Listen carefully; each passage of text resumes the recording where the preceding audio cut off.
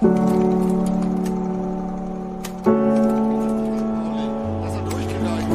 Trainer der Welt kann im Moment was dafür, wenn man so beschissen Fußball spielt. Adler kommt raus, Marin, das Tor für den FC St. Pauli. Ein großer Tag für St. Pauli, ein kämpferisch wie spielerisch verdienter Sieg.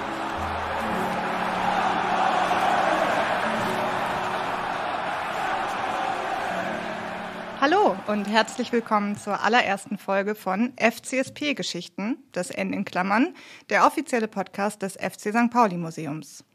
Ich sitze hier mit meinen Kollegen Christoph und Thomas. Ich bin Selina. Genau, und ich würde sagen, damit ihr wisst, wer wir sind, stellen wir uns jetzt einmal vor. Christoph, möchtest du anfangen?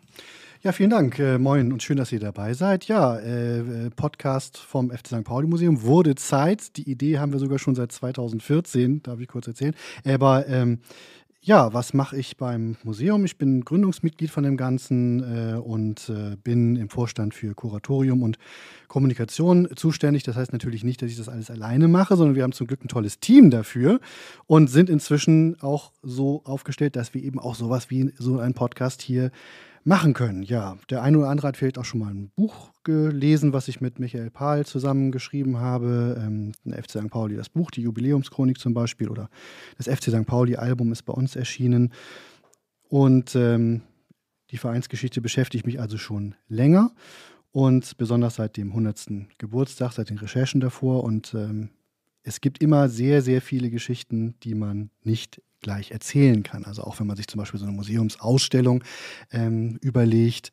Und dieser Podcast gibt uns, glaube ich, sehr viel Gelegenheit, eben auch diese Geschichten sichtbar zu machen. Und ich bin wahnsinnig gespannt, was eben auch die anderen hier ausgraben und freue mich drauf.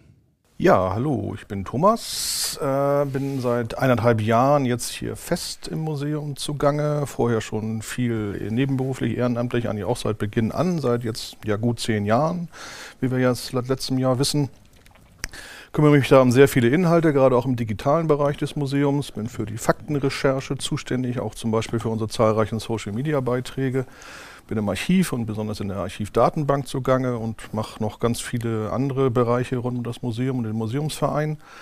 Ja, ansonsten bin ich seit 1991 als Fan am Millantor, habe also schon so einiges miterlebt hier, habe Fanzines mitgegründet und bin auch ein bisschen in der Vereinspolitik unterwegs gewesen. Ja, und ansonsten hoffe ich, dass das alles sehr interessant wird hier. Und ich bin dafür zuständig, hier im Podcast den Kolleginnen auf die Finger zu schauen, ob sie dann auch alles richtig wiedergeben. Ich bin Christopher. Ich arbeite seit 4 Jahren fürs Museum. Ich bin im Bereich Videos. Alles, was bewegt ist, geht sozusagen über meinen Rechner. Ich bin im Zeitzeugenprojekt aktiv. Wir drehen viele Zeitzeugen aus der Geschichte des FC St. Pauli. Ich weiß jetzt gar nicht aus dem Kopf, wie viele 100 Stunden es sind, aber ein paar. Und genau, davon werden wir auch heute in der Sendung ein paar hören. Das ist das Schöne daran. Dafür haben wir dieses Projekt auch, dass wir da ein paar Einspieler haben. Menschen, die dabei waren. Genau, ich gehe seit 1997 ins Stadion. Da war ich, glaube ich, 11. Seitdem mit meinem Bruder, Grüße an dieser Stelle, stehen wir noch heute in der Gegend gerade. Ich bin Selina. Ich bin seit November 2020 im Museum angestellt für Online- und Social-Media-Redaktion. Davor habe ich in Köln und in Trier Politik- und Medienwissenschaften studiert. Und ans Millantor gehe ich seit Mitte der 2000er Jahre ungefähr. Genau. Und ja, wir haben jetzt ja schon ein bisschen was auch vorweggenommen, was wir hier machen werden. Das Thema des Podcasts liegt auf der Hand. Wir erzählen Geschichten aus der Geschichte des FC St. Pauli. Und das aber nicht einfach so, frei nach Schnauze, sondern wir haben uns ein Konzept überlegt. Christoph, möchtest du einmal erklären, wie wir uns das hier vorstellen? Ja, das Ganze basiert darauf, dass wir ein Hauptthema haben. Ihr habt es wahrscheinlich auch schon gelesen, wie wir es bei dieser Sendung haben. Diesmal geht es um die wichtigste Mannschaft aller Zeiten. Und das beleuchten wir dann aus 3 verschiedenen Perspektiven. Diese 3 verschiedenen Perspektiven liefern eben Selina, Christopher und ich. Dabei kann es eben auch durchaus Überraschungen geben, dass man also Sachen kennenlernt, die anderen bei den Recherchen ausgegraben haben, die man selber überhaupt noch niemals ahnte. Das soll eben auch wirklich ein Grundprinzip von dem Podcast hier sein. So Motto, ein Herz für Nerds sind wir alle, glaube ich, so ein bisschen, dass man eben manchmal auch die Sachen wissen will, die als gängige Hauptsachen vielleicht nicht irgendwo stehen. Die Nebensachen sind ja manchmal die interessantesten Hauptsachen. Das heißt, das darf hier auch absolut drankommen und da freuen wir uns auch über Input von euch. Übrigens fiel mir ein, dass vorhin bei den Fan-Biografien, ich glaube, ich als einziger mich nicht da präsentiert habe oder noch nicht gesagt habe, seit wann ich eigentlich als Millantor gehe, ist bei mir aber auch nicht so beeindruckend. Ich glaube, Thomas, du bist der Einzige von uns, der nicht Modefan ist, weil wir sind ja eigentlich relativ kurz dabei sonst. Also ich erst seit Mitte der 90er halt auch, bei mir hing es mit dem Studium zusammen. Vorher war ich Provinznuss aus Cuxhaven und da war ich noch nicht ganz so firm in Sachen FC St. Pauli, muss ich zugeben, aber verliebte mich dann. Und so entsprechend hat Thomas eindeutig den Reichweitenrekord, was dabei gewesene Fan-Credibility angeht, wenn ich das richtig sehe. Ne? So ein bisschen, aber die berühmten Kiezbeben-Jahre, die wir ja auch in unserer Ausstellung im Museum beleuchten, die habe ich nun knapp verpasst. Also ich bin exakt beim ersten Heimspiel nach dem Abstieg 91 da gewesen. Klassischer Modefan auf jeden Fall. Jetzt kann ich noch mal in die Runde gucken, habe ich das mit den Regeln so einigermaßen okay erklärt oder hatten wir eigentlich alle einen anderen Podcast im Kopf? Ja. Nö, das habe ich mir auch ungefähr so vorgestellt. Man könnte noch Thomas' Rolle noch einmal kurz beleuchten. Thomas ist quasi der Schiedsrichter und Thomas wird aber auch ergänzend zur Seite stehen, Live-Fact-Check machen, uns vorführen, wenn wir Quatsch reden. Und Thomas ist auch der Einzige, der im Vorfeld weiß, welche Geschichten wir jeweils mit an den Tisch bringen. Das heißt, er ist dafür zuständig, zu vermeiden, dass wir alle dieselbe Geschichte erzählen. Und noch eine kleine Ergänzung. Wenn ihr tolle Ideen habt für Themen, mit denen wir uns hier unbedingt mal beschäftigen sollten im Podcast, dann dürft ihr uns gerne eine E-Mail schreiben an info@1910-museum.de, Stichwort Podcast. Hervorragend. Eine Winzigkeit fängt mir auch noch ein, die wir vielleicht nicht vergessen sollten. Es kann ja auch sein, dass Menschen hier reinhören, die uns noch nicht im Museum besucht haben, die vielleicht nicht genau wissen, was das ist. Das FC St. Pauli Museum findet in der Gegengrade des Millantor-Stadions. Es wurde hart erkämpft von vielen aktiven Menschen. Da wäre nämlich beinahe eine riesige Polizeiwache eingezogen. Zum Glück ist das nicht passiert. Und heute ist das Museum halt nicht nur die Ausstellung selber, sondern eben noch viel mehr. Es gibt das digitale Museum, unsere Social-Media-Accounts gehören dazu, aber auch das digitale Museum vor Ort, wofür das Museum, für das Thomas auch sehr viel tut, zum Beispiel. Und es gehören dazu Bildung am Millantor, ein riesiges Archiv und so weiter und so fort. Also, falls ihr das Museum unterstützen möchtet, kommt uns besuchen, geht wunderbar. Neuerdings übrigens auch sonntags, also das wird sich jetzt vielleicht in 10 Jahren anders darstellen, wenn man sich die Folge nochmal anhört, aber Freitag, Samstag, Sonntag haben wir im Augenblick geöffnet, findet ihr auf fcstpauli-museum.de. Ihr könnt uns als Mitglied unterstützen, ihr könnt unser Merch kaufen, ihr könnt spenden. Wir freuen uns aber natürlich auch über Input oder auch über Leute, die mitmachen, mithelfen. Das ist auch immer noch so, dass also ganz, ganz viele Menschen uns beim Museum supporten. Thomas guckt auch gerade sehr richtig. Ja, weil noch dazu könnt ihr uns unterstützen, indem ihr uns eure Dachbodenschätze sozusagen überlasst, sei es jetzt als Schenkung, als Leihgabe oder einfach Sachen, die wir vielleicht einfach nur in Anführungsstrichen scannen, alte Fotos und ähnliches, sowas. Darüber freuen wir uns natürlich auch jederzeit. Und ihr könnt diesen Podcast unterstützen, indem ihr positive Bewertungen schreibt und uns folgt auf der Podcast-Plattform eurer Wahl. Absolut, soll ja auch weitergehen. Das ist die Pilotfolge. Wir werden uns noch viele weitere Themen ausdenken oder vielleicht auch von euch vorgeschlagen bekommen und sind tatsächlich gespannt, wo die Reise hingeht. Es soll also nicht einmal hier abgeschlossen die Vereinsgeschichte erzählt werden, sondern ganz im Gegenteil. Wir wollen immer wieder so die unterschiedlichsten Steine, aus denen diese Geschichte gebaut ist, auch mal umdrehen und gucken, was da drunter ist, was auf der anderen Seite der Mauer ist und so weiter. Ich weiß nicht, ob das Bild wirklich funktioniert, aber ihr könnt es euch ja einfach ausmalen. Dann würde ich sagen, starten wir einfach mal durch. Die wichtigste Mannschaft aller Zeiten. Da haben wir natürlich jetzt vermutlich 3 verschiedene Theorien. Da haben wir jetzt vermutlich auch jeder unterschiedliche Thesen. Ich fand das auf jeden Fall ein sehr spannendes Motto, als wir uns darauf geeinigt haben. Und da überlegst du natürlich erstmal so, was liegt da nahe. Klar, wenn man an unser Kiezbeben im Museum denkt, die Aufsteiger von 1988, das hat irre viel verändert. Das hat das Bild des FC St. Pauli in der Fußballwelt zum Teil sogar erst geschaffen für viele Menschen, muss man so sagen. Das hat sozusagen als Katalysator unheimlich viel beschleunigt und ausgelöst, was dann eben noch kam, von der Fanzine-Gründung bis zu AFM und so weiter. Man könnte aber auch sagen, ja, okay, stimmt, ja, Aufsteiger von 1988, schön und gut, die waren wichtig.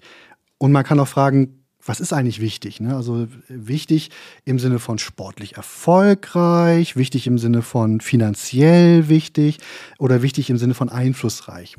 Ich habe mich jetzt einfach mal für meine Deutung auch auf einflussreich so ein bisschen spezialisiert und so gesagt, so gut, die Aufsteiger von 1988 waren einflussreich, aber man könnte natürlich auch sagen, okay, fein. Ohne die Drittligamannschaft von 1979/80 beispielsweise hätte es die gar nicht gegeben.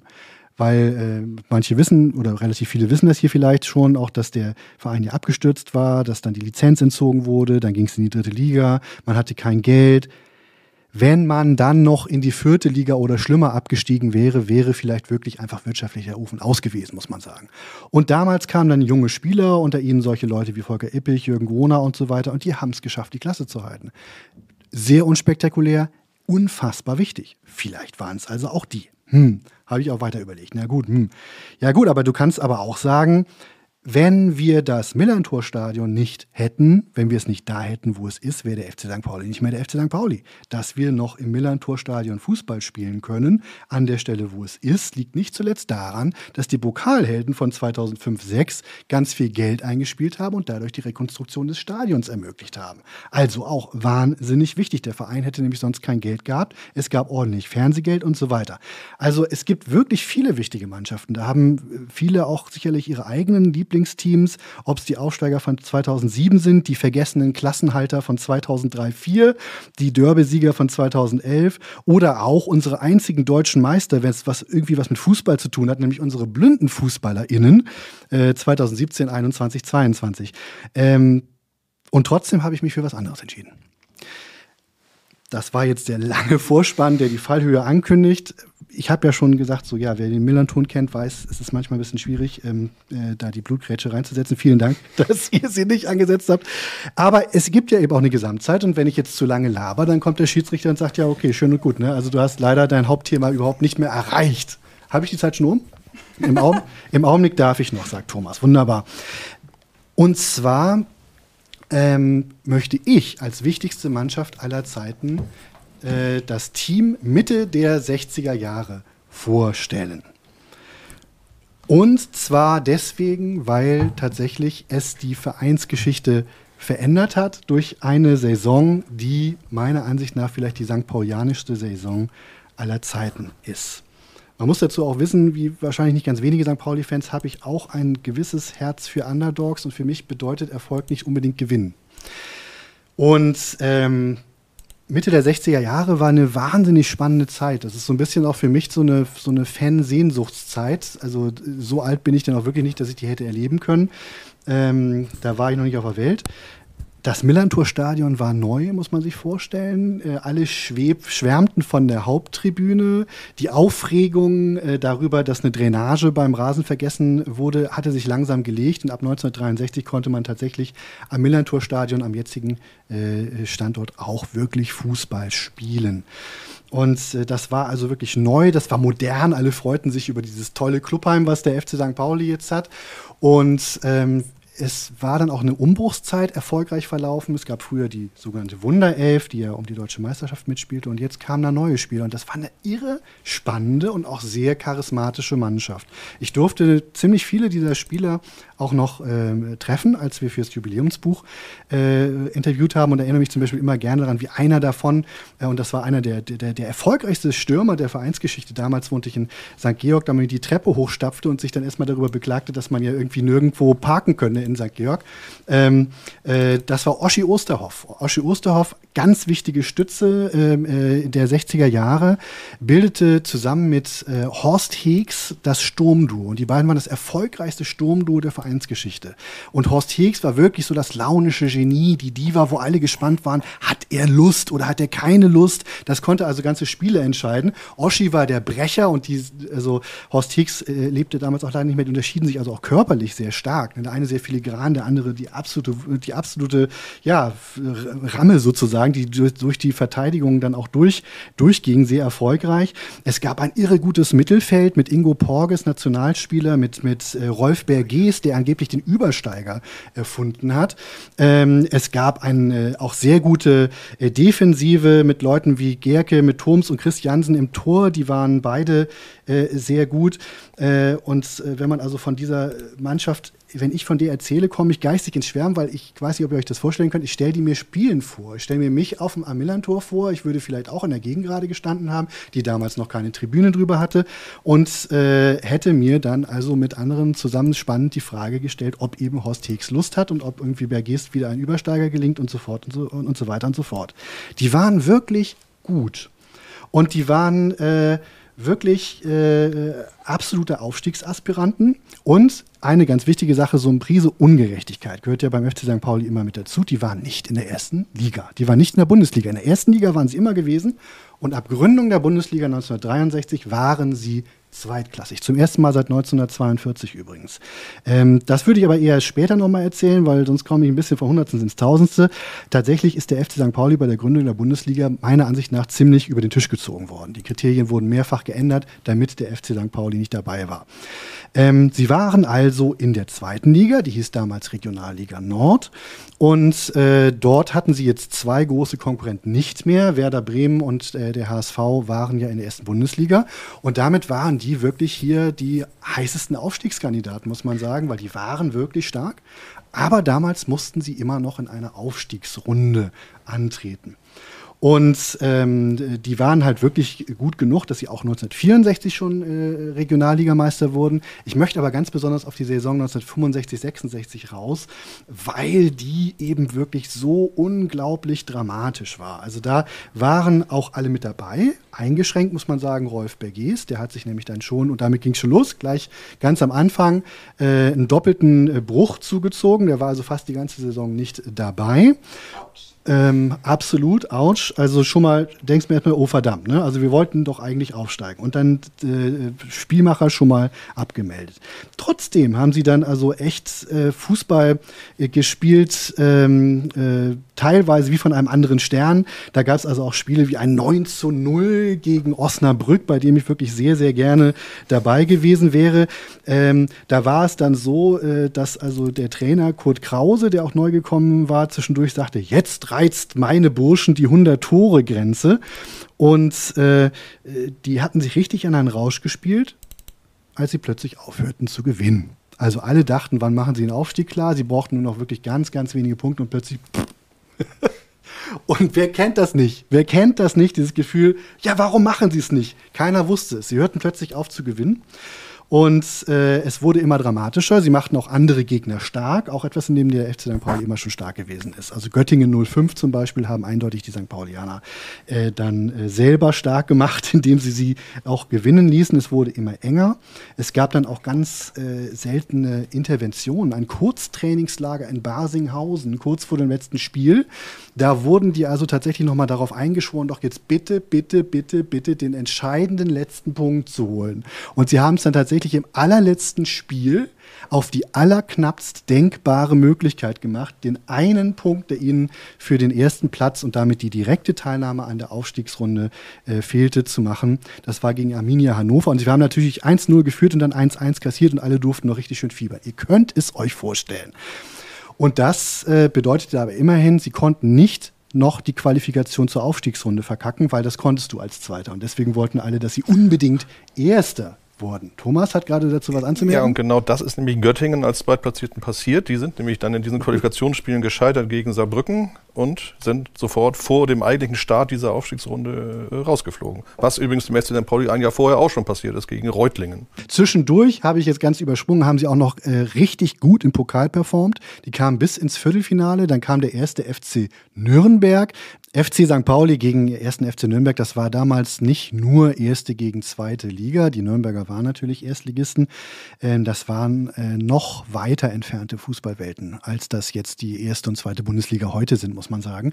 Denn bei den Nürnbergern war es tatsächlich dann schon die Regel, dass die richtig Spieler hatten, die nur Fußball spielten, während die St. Paulianer alle neben dem Fußball, den sie als Vertragsspieler ausübten, auch noch einen richtigen Beruf hatten. Und da erzählt zum Beispiel aus unserem Zeitzeugenarchiv hier einmal Oschi Osterhoff, also unser Wunderstürmer, quasi das Gegenstück zu einem gewissen Herrn Seeler beim FC St. Pauli. Was hat der denn sonst so gemacht? Ja, wie gesagt, ich war Fliesenleger. Ja. Um 7 angefangen, um 4 Feierabend, um 6 Training. Ne? Ja. Das war 4-mal die Woche. Kurze Info am Rande, die Stimme, die ihr neben Oschi Osterhoff gehört habt, war die von dem besagten Uwe Seeler. Wir haben mit den beiden ein Doppelinterview im letzten Winter gemacht. Das nur am Rande. Und ein anderer Spieler des FC St. Pauli, Klaus Eppel, hat uns eben auch viel erzählt von seiner Zeit als Spieler. Und er kommt auch auf einen ganz wichtigen Punkt, der vielleicht auch, was den Aufstieg angeht, unbedingt was man einfach im Hinterkopf behalten muss. Die Spieler hatten nicht nur einen anderen Job, die hatten auch noch ein anderes Leben. Da wären auch andere Sachen wieder auf jeden Einzelnen zugekommen. Man hätte das alles profihafter dann aufbauen müssen auch. Und hätte man sicherlich auch. Aber die Spieler hätten auch alle umdenken müssen. Berufsmäßig. Ne? Und ich weiß nicht, ob da viele, die ja wirklich schon gut im Beruf waren, dass die dann vielleicht ausgestiegen wären und hätten gesagt, nee, also das Risiko und das will ich nicht, ich gebe meinen Beruf nicht auf. Ne? Ah, okay, das wusste ich auch noch nicht. Was war denn eigentlich so ein Spitzengehalt zu der Zeit? Ja, also wir haben wenige Verträge oder so. Wir wissen aber beispielsweise ja von Oschi Osterhoff, dass der so um die 400 Mark bekommen hat. Das war also so der FC St. Pauli-Level und da sicherlich auch schon ziemlich weit oben. Und aus der Zeitschrift Sport haben wir hier zum Beispiel vorliegen einen Bericht über dieses Pokalspiel. Und da haben sie verglichen, dass die St. Paulianer anders als die Nürnberger nicht 1200, 2000 oder 2500 Mark im Monat durch Fußball verdienen würden. Und davon können wir jetzt mal ausgehen, dass das so Beträge waren, die damals wohl durchaus gezahlt oder kolportiert wurden. Und 2500 Mark im Monat muss damals Mitte der 60er auch wirklich viel Geld gewesen sein. Ja, wäre mal interessant, wie viel Geld das heute wäre. Stimmt, absolut. Also da könnte man vielleicht nach dem Podcast oder so ein bisschen was noch dazustellen. Aber das war wirklich eigentlich von der ganzen Fallhöhe her so ähnlich, wie es dann später zwischen Bayern München und dem FC St. Pauli kolportiert wurde. Und was passierte dann, als sie gegeneinander spielten? Die Nürnberger gingen früh in Führung und dann gab es aber nur noch ein Spiel auf ein Tor. Ich stelle es mir wirklich ein bisschen vor, wie das Pokal-Halbfinale gegen den FC Bayern damals. Das war ja auch zeitweilig wirklich ein Spiel auf Olli Kahns Bayern-Tor, eine Eingriffswelle nach der nächsten und das Scheißding ging einfach nicht rein. Und so war es da eben auch. Die haben wirklich ein irres Spiel abgeliefert. Dabei eben allen auch nochmal gezeigt, wie gut die waren, was für eine Mannschaft das war. Ne? Und wir waren dicht dran, hat sich Oschi Osterhoff, den wir eben im Original gehört haben, damals auch der Presse auch gesagt, was willst du machen, wenn du das Ding nicht reinkriegst? Und der Nürnberger Trainer damals, da hieß Jenu Chaknadi, ich hoffe, ich habe es richtig ausgesprochen, sagte nach diesem Spiel, was dann also tatsächlich 1:0 für Nürnberg ausging, ihre prachtvolle Elf wird aufsteigen. Mein Gott, was besitzt diese Hamburger Mannschaft für eine urwüchsige Kraft, sagte der. Wir haben übrigens auch andere Stimmen, da müsst ihr es nicht nur mir glauben, dass die halt wirklich gut waren, über die Mannschaft. Da haben wir beispielsweise Heinz Deininger, der uns das erzählt hat, Verteidiger selber auch in dieser Mannschaft. Der hat uns erzählt. Ich glaube schon, wie Horst Heeks und waren wirklich gute Spieler, Peter Osterhoff, Bergis und Porges, das waren schon sehr, sehr gute Spieler, die heute auch in der Bundesliga spielen könnten. Unter den heutigen Bedingungen natürlich, ne, ist klar. Dann hätte ich auch als weiteren Kronzeugen noch Keeper Klaus Christensen. Das war ja mit Porges, mit Weidland, mit Gerke, mit Prokop, mit Oschi Osterhoff, Rupsberg Gees, Horst Heeks hat noch gespielt. Also da war schon eine Bombentruppe, muss ich sagen. Das war also, wenn wir aufgestiegen wären, ich glaube, wir hätten uns halten können in der ersten Bundesliga. Das glaube ich bestimmt. Ich möchte noch mal kurz auf Selinas Frage von eben zurückkommen, denn also es gibt ja so Umrechner im Internet. Also wenn man diesen hier glauben darf, waren zum Beispiel 1000 D-Mark von 1965 wären heute ungefähr 2360 Euro. Das heißt also, wenn man jetzt da gehört hat, dass die Nürnberger vielleicht sogar 2000 Mark verdient hatten oder noch ein bisschen mehr, dann waren das immerhin dann auch schon an die 5000 Euro.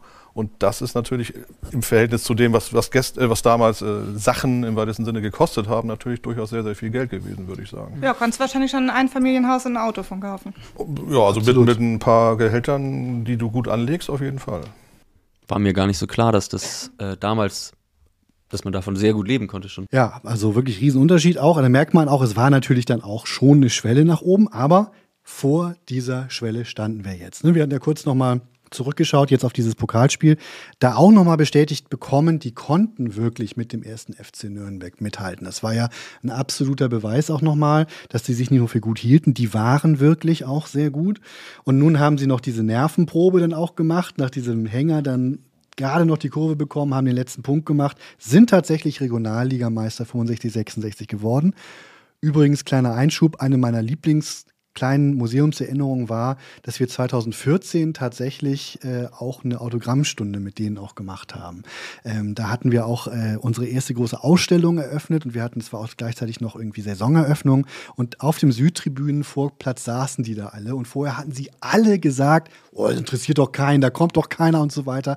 Und dieses Bild, dass da Leute Schlange standen und da saßen dann diese Herren, tatsächlich in dem Fall war es halt nun mal so, das waren dann Leute wie Oschi Osterhoff, Rolf Berges und Ingo Porges und so weiter und haben dann Klaus Stotfang, haben Autogramme geschrieben.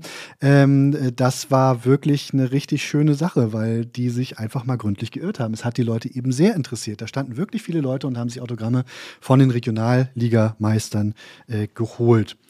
Und ja, die haben all das, was ich jetzt dann so erzähle, dann wirklich erlebt. Jetzt gab es also die Aufstiegsrunde, ne? Und das war keine schlechte Aufstiegsrunde. Die Aufstiegsrunden waren dann tatsächlich auch bundesweit zusammengesetzt.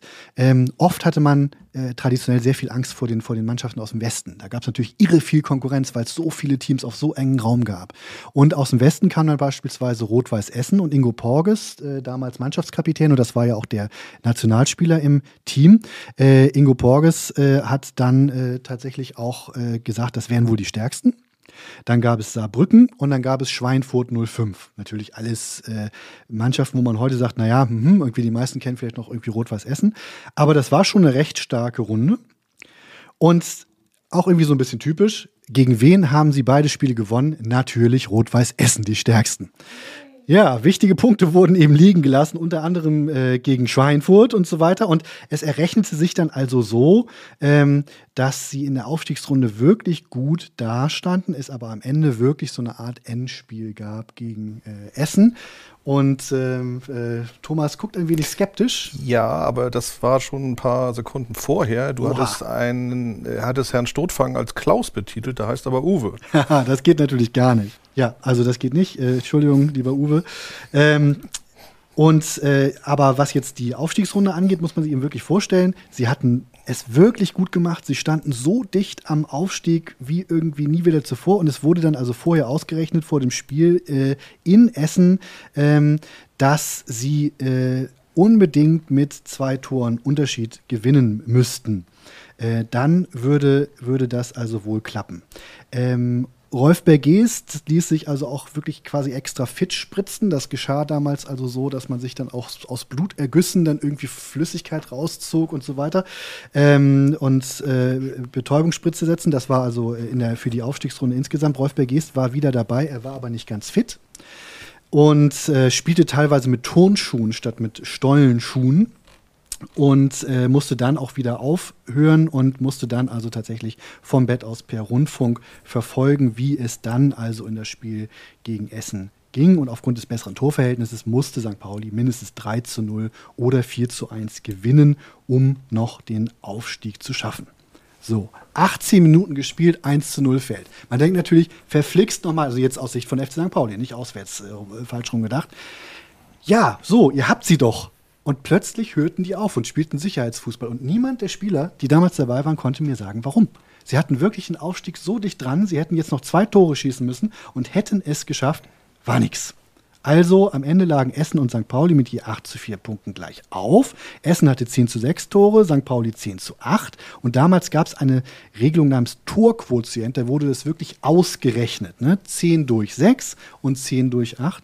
Und man hätte jetzt also, selbst bei einem Tor mehr für den FC St. Pauli, hätte Essen mit 10:7 Toren einen besseren Torquotienten gehabt. War also nichts. Man hätte also tatsächlich noch voller auf Sieg spielen müssen. Sie haben es ganz, ganz knapp mit 2 Toren nicht geschafft, mit dieser Mannschaft oben in die Bundesliga einzuziehen, wie sie es eigentlich meiner Ansicht nach schon längst hätten tun dürfen. Das war aber auch noch nicht das Einzige, was diese Saison irgendwie so besonders gemacht hat. Da gab es zum Beispiel auch noch einen Schwank von Schweinfurt 05. Da hatten nämlich 3 der besten Spieler der Schweinfurter Innensturm, der war damals wohl irgendwie sehr berühmt, die waren gegen St. Pauli auch dabei, die waren stark und entsprechend haben die dann auch gewonnen. 2:1 hat Schweinfurt gegen uns gewonnen. Mit der besten Besetzung. Daraufhin wurde wohl kräftig gefeiert und 3 Spieler und 3 der besten Schweinfurter haben so über den Strang geschlagen, dass sie dann tatsächlich also suspendiert wurden. Die durften dann nicht mehr mitspielen. Als Schweinfurt gegen Essen spielte, war das also die Schweinfurter B-Auswahl und Essen gewann gegen Schweinfurt, während St. Pauli gegen Schweinfurt also verloren hatte. Ne, die ganze Torgeschichte hätte sich so überhaupt gar nicht gestellt, wenn die Schweinfurter abstinent geblieben wären und nicht irgendwie dieses irre Besäufnis gemacht hätten. Es kann also wirklich sein, dass dieses Besäufnis von 3 Schweinfurter Spielern die Vereinsgeschichte des FC St. Pauli stark beeinflusst hätte. Denn, das kommt ja jetzt so quasi noch als mein Conclusio, warum ist denn das jetzt eigentlich so wichtig? Also, wie gesagt, einmal so diese Saisondramaturgie ist, finde ich, irgendwie von dieser besonderen Tragik, die irgendwie so, Melancholie ist die Zitrone auf dem Schnitzel des Lebens mäßig, den FC St. Pauli oft prägt. Und Karlauer auch dabei auf jeden Fall. Und zeitlose Weisheiten. Das muss es hier im Podcast auch immer mit dabei geben. Es ist nämlich so, dass ich mir wirklich, auch als ich damals das recherchiert habe und kennengelernt habe, das war mir damals neu, und ich habe mich immer wieder auch damit beschäftigt und ich meine tatsächlich, die Vereinsgeschichte wäre möglicherweise deutlich anders ausgefallen, wenn damals die aufgestiegen wären. Und zwar gerade, weil diese Mannschaft so gut war. Ich könnte mir gut vorstellen, dass die sich damals tatsächlich auch da hätten festsetzen können. Dazu habe ich übrigens auch noch ein Zitat von Klaus Christensen, der ja gegen Rot-Weiß Essen gespielt hat. Und der hat tatsächlich so gut gespielt gegen die Essener, dass die ihm sofort ein Angebot gemacht hatten. Also hier nochmal Beweisstück 3 quasi für meine These, dass die wirklich gut waren. Als ich da in dieser Aufstiegsrunde sehr gut gespielt habe, hatte ich also eine Anfrage von Rot-Weiß Essen. Die hatten da einen älteren, Ross hieß der, glaube ich, so einen älteren Torwart und die suchten Nachwuchs und haben mich angesprochen auch. Ja, aber bei mir war es so, ich war hier ziemlich verwurzelt in Hamburg, hatte meine Frau kennengelernt da und deshalb wollte ich nicht nach Essen eigentlich. Ne? Ja, da hätte ich dann erste Liga gespielt, ja. Genau, ich habe mir nämlich im Vorwege mal, da ich das Thema ja kannte, wie gesagt, mal die Zahlen da angeguckt, was das angeht, das Publikum angeht. Also in diesen Jahren 63 bis 66, in den 3 Saisons zum Beispiel, war der Zuschauerschnitt in der Liga zwischen 5.000 und 5.800. Also jetzt auch nicht so wahnwitzig voll war es da am Millantor. Auch natürlich gab es mal ein paar bessere Spiele, die dann auch mal mit Mühe 5-stellige Zahlen ergaben, aber eben auch nicht mehr. Und auch diese Aufstiegsrunden 64 und 66 hatten einen Schnitt von 14.000 und 15.000. Insofern die Frage wäre es überhaupt in der Bundesliga, wäre da viel, viel mehr los gewesen? Einfach wegen der attraktiveren Gegner vielleicht? Oder wäre das wirklich der kleine Verein neben dem HSV geblieben? Also ich finde vor allem, wenn man natürlich bedenkt, was wäre, wenn, die Frage, gerade zu einer Zeit der 60er Jahre, wäre es überhaupt möglich gewesen, 2 gleichberechtigte Vereine aus einer Stadt, dass die überhaupt existieren können, zu einer Zeit, wo auch Sponsoren und Werbeeinnahmen auch sehr umkämpft waren Wohl richtig. Aber wir hatten natürlich auch Typen mit der entsprechenden Vermarktung, wer weiß. Also du weißt natürlich nicht genau, was passiert wäre, wenn sie dann erst in die erste Liga aufgestiegen wären. Es hätte auch passieren können, dass sie natürlich auch gleich wieder plups runter sind. Und dann wäre die Geschichte eigentlich mehr oder weniger genauso weitergegangen, wie sie dann weitergegangen ist. Also immer wieder Versuche aufzusteigen, die dann nicht gelingen. Dann auch Gründung der zweiten Bundesliga und so weiter. Dann Ausbruchsversuch, der dann teuer bezahlt wurde, letzten Endes durch Lizenzentzug und Zwangsabsturz in die dritte Liga. Aber hätte auch anders sein können. Naja. Danke, Christoph, auf jeden Fall schon mal für diesen sehr ausführlichen Einstieg. Aber das funktioniert ja alles ganz gut, wie wir uns das vorgestellt haben. Thomas hat auch schon was gesagt. Das ist ja das erste Mal. Ne? Man überlegt sich da so ein schönes Konzept und dann muss man ja auch erstmal gucken, ob das alles so hinhaut, wie man sich das vorgestellt hat. Aber ich finde, das läuft ganz gut. Vor allem bin ich gespannt, was jetzt kommt. Ja, genau. Wenn jetzt vor allen Dingen alle Mannschaften, die ich jetzt genannt habe, jetzt einfach bei euch vorkommen, dann ist ja super. Ich habe sie einfach mal alle genamecheckt. Ja, vielen Dank. Ich wollte die Pokalserie machen. Jetzt bin ich aber natürlich auch gespannt, was es denn für andere Vorschläge gibt. Denn die 65-66er, die ich da jetzt aus dem Hut gezogen habe, sind natürlich lange nicht das einzige Team, was der FC St. Pauli hier so zu bieten hat. Ja, ich bin das Thema ein ganz klein bisschen anders angegangen. Meine wichtigste Mannschaft ist eine, die gar keine Mannschaft war und eine, die der FC St. Pauli auch gar nicht wollte. Und zwar das erste Frauenteam am Millerntor. Und ich habe mir dieses Team ausgesucht, weil ich der Meinung bin, dass kaum ein anderes Team in der Geschichte des FC St. Pauli so viele Widerstände überwinden musste, um am Millerntor Fußball zu spielen. Das erste Frauenteam am Millerntor gründete sich 1970, kurz bevor der DFB das sogenannte Frauenfußballverbot endgültig aufhob. Und der Begriff Frauenfußballverbot ist so ein bisschen irreführend, weil es Frauen in Deutschland natürlich nicht verboten war, Fußball zu spielen. Aber es war den Vereinen verboten, Frauenfußballabteilungen zu gründen und weiblichen Spielerinnen Plätze zu überlassen. Und den Schieds- und Linienrichtern des DFB war es untersagt, Damenfußballspiele zu leiten. Und dieses Verbot aus dem Jahr 1955, das dann 1970 aufgehoben wurde, das war eigentlich ein Relikt aus der NS-Zeit. Der DFB hatte sich ja im Dritten Reich mehr oder weniger selbst gleichgeschaltet und dann im März 1936 den Frauen in Deutschland das Fußballspielen untersagt. Obwohl oder vielleicht auch weil zu diesem Zeitpunkt Fußball als Sportart bei den Frauen in Deutschland immer beliebter wurde. Und das passte natürlich nicht ins nationalsozialistische Frauenbild. Da galt die Sorge um körperliches Wohlergehen vor allem der Gebärfähigkeit. Und Fußball galt eher so als männlicher Kampfsport, als zu gefährlich für zarte Frauen. Und die Begründung war dann 1955 im Wesentlichen auch immer noch dieselbe wie 1936. Könnt ihr euch vielleicht vorstellen, welche Gründe da so genannt wurden? Vermeintlich ästhetischer Natur vielleicht vorgebracht würde ich auch es sagen, sei nicht damenhaft vielleicht? Genau, nicht weiblich genug. Ein Kampfspiel, was sozusagen dem weiblichen Körper nicht entspricht. Sowas in der Richtung. Ja, ich lese euch mal ein schönes Zitat aus der Begründung vor. Und zwar hieß es da: Im Kampf um den Ball verschwindet die weibliche Anmut. Körper und Seele erleiden unweigerlich Schaden und das Zurschaustellen des Körpers verletzt Schicklichkeit und Anstand. Mhm. Oha. Tja, da war ja alles drin. Lol, könnte man das auch zusammenfassen.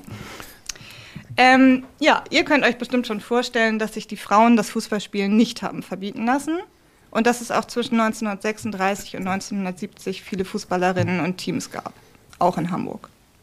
Und es gab auch Vereine wie zum Beispiel Altona 93, die sich quasi in zivilem Ungehorsam geübt haben und trotzdem Frauenfußballabteilungen unterhalten haben.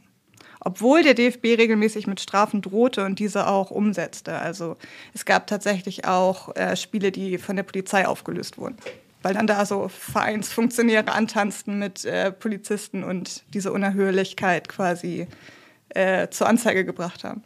Also tatsächlich nur die Straftat war also tatsächlich einfach nur, dass da Frauen Fußball gespielt haben. Und dann kamen dann schon die Schutzmänner angelaufen. Klar, also nicht von sich aus, es war ja kein Straftatbestand im eigentlichen Sinne, aber da es ja den Frauen untersagt war, auf den Plätzen zu spielen vom DFB und wenn die Platzinhaber dann diese Ungeheuerlichkeit nicht dulden wollten, dann konnten sie da die Polizei rufen und ich nehme an, entsprechend Hausrecht das Ganze auflösen. Ja. Aber das wurde in den 60er Jahren dann auch immer mehr, auch bei den traditionellen Vereinen. Also dass es entgegen des DFB-Verbots Frauenfußballabteilungen gab. Also tatsächlich war es so, dass Ende der 60er Jahre in Deutschland schon etwa 40.000 bis 60.000 Mädchen und Frauen Fußball spielten. Das ist so belegt. Aber einen richtigen Spielbetrieb gab es halt eben nicht. Und das lag an diesem DFB in Anführungszeichen Verbot. Und den Spielbetrieb gab es dann erst, als der DFB 1970 eingeknickt ist. Und das war auch eher eine Flucht nach vorn, weil die Vereine sich das halt einfach nicht mehr haben verbieten lassen. Und der DFB hatte schlicht Angst, dass die Frauen dann ihren eigenen Verband gründen können. Und das wollten sie natürlich nicht. Gab es denn da entsprechend auch schon Pläne, von denen man heute auch weiß, also diesen Verband zu gründen? Die Überlegungen gab es. Und das sagen auch ehemalige Spielerinnen aus der Zeit ganz klar so, dass sie davon ausgehen, dass der DFB einfach Wind davon bekommen hat und dann schnell die Flucht nach vorne angetreten ist. Und trotzdem gab es einen riesigen Widerwillen des, ich sag mal, Fußballpatriarchats, den Fußball der Frauen auch ernst zu nehmen. Und das hat man auch damals so richtig schön rausgehört in der Berichterstattung. Zum Beispiel bei Wim Tölke, der damals das Aktuelle Sportstudio moderierte. Wird euch vielleicht ein Begriff sein, kennt man ja den Namen. Und ich spiele euch mal einen Ausschnitt vor von 1970. Da kommentiert Tölke ein Spiel der inoffiziellen deutschen nationale, in Anführungszeichen, Mannschaft. Und da sind dann auch endlich die Damenfußballerinnen. Einläuft die deutsche Fußballnationalmannschaft der Frauen. Auch ein Fräulein Müller ist dabei, Fräulein Gerda Müller. Sehr zarte Rempelei. Laufen, Erna! Ja, aber Erna ist die Flinke noch. Junge, ja, die brauchen sich gar nicht aufzuregen, die Zuschauer. Die Frauen waschen doch ihre Trikots selber. Wenn die Männer ins Schlamm fallen würden, das wäre schlimm, denn dann müssen die Frauen zu Hause waschen. Ja, und Decken, nicht Tischdecken, richtig. Manndecken, so ist recht. Frei von allen kleinlichen Sorgen um Haushalt, Mann und Kinder. Es wird aber jetzt alles ganz ernst, denn der Deutsche Fußballbund hat ja die Frage des Frauenfußballs sachlich und positiv geprüft. Und es gibt sicherlich bald auch in Deutschland eine Entscheidung. Ja. Man schämt sich seines Geschlechts. Wim Tölke mochte ich noch nie. Ja, aber Herr Tölke hat es dann ja schon vorweggenommen, das Frauenfußballverbot, das sogenannte, fiel. Und es war Frauen dann von Seiten des DFBs erlaubt, Fußball zu spielen. Aber für die Frauen galten andere Regeln als für die Männer. Die Spielzeit war auf 2 Halbzeiten à 30 Minuten gekürzt. Stollenschuhe waren verboten und die Frauen mussten eine 6-monatige Winterpause einhalten. Und Frauenteams sollten mit einem Jugendball, also einem kleineren und leichteren Ball, spielen. Jetzt könnt ihr euch ungefähr vorstellen, wie die Stimmung damals 1970 war. Und in diesem Klima hat sich dann auch das erste Frauenteam beim FC St. Pauli gegründet. Und das muss man ganz deutlich dazu sagen, die Vereinsführung hatte da gar keinen Bock drauf. Da war man wirklich nicht besonders progressiv. Als die Anfrage aus dem Kreis der Handballerinnen kam, eine Frauenfußballabteilung gründen zu wollen, hat man das nicht unterstützt, sondern man hat sich quasi erstmal ein unüberwindbares Hindernis ausgedacht. Dazu ein Zitat von Monika Asmutheit, damals noch Hoppe, Mitgründerin des ersten Frauenteams beim FC St. Pauli. Ja, der Vorstand sagte dann zu uns, wir dürften anfangen, Fußball zu spielen, wenn wir einen Betreuer, einen Trainer und 11 Spielerinnen zusammenbekommen. Wir hatten uns das eigentlich so ein bisschen anders vorgestellt. Ich hatte gehofft, dass wir etwas unterstützt werden, dass ein bisschen Werbung gemacht wird, aber das passierte nicht. Also mussten wir uns alleine darum kümmern. Wir stellten dann beim Training fest, dass wir keine 11 Leute mehr hatten. Und dann bin ich abends nach dem Training noch manches Mal nach St. Pauli ins Kamelott gegangen und habe Spielerinnen überredet, morgens zu kommen, obwohl sie die ganze Nacht arbeiten mussten. Die kamen dann wirklich zum Sportplatz und sind ohne Schlaf auf den Platz gegangen und haben mit uns gespielt. Das Kamelott war eine Kneipe am Hamburger Berg, die dafür bekannt war, dass sie eine beliebte Begegnungsstätte für lesbische Frauen war. Und Monika Asmutheit spielte damals außerdem in einer Band namens The Kids. Das war die erste rein weibliche Beatband Deutschlands und sehr beliebt in Norddeutschland. Ich glaube, 1966 hatten die sich gegründet. Ich spiele euch jetzt mal einen kleinen Ausschnitt vor. So klang das damals bei The Kids. Hört ihr die Beatband, die jeder Fan kennt, hier und überall. Blue Jean Rock Machine, so nennt man sie. Am Schlagzeug bei The Kids saß damals Regina Gronenberg. Und das war eine der besten Fußballerinnen in Hamburg. Und Monika überzeugte sie, vom SC Sperber ans Millerntor zu kommen.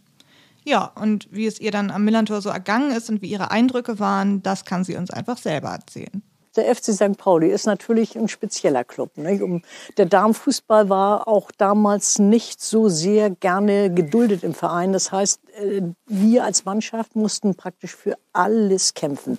Am Anfang hat man das so ein bisschen abgetan, wie die versuchen jetzt mal Fußball zu spielen, das wird sich schon irgendwie wieder geben. Und dann haben wir schicke neue Trikots gekriegt, Trikots in Übergrößen, die Hosen zu lang. Also wir müssen prächtig ausgesehen haben.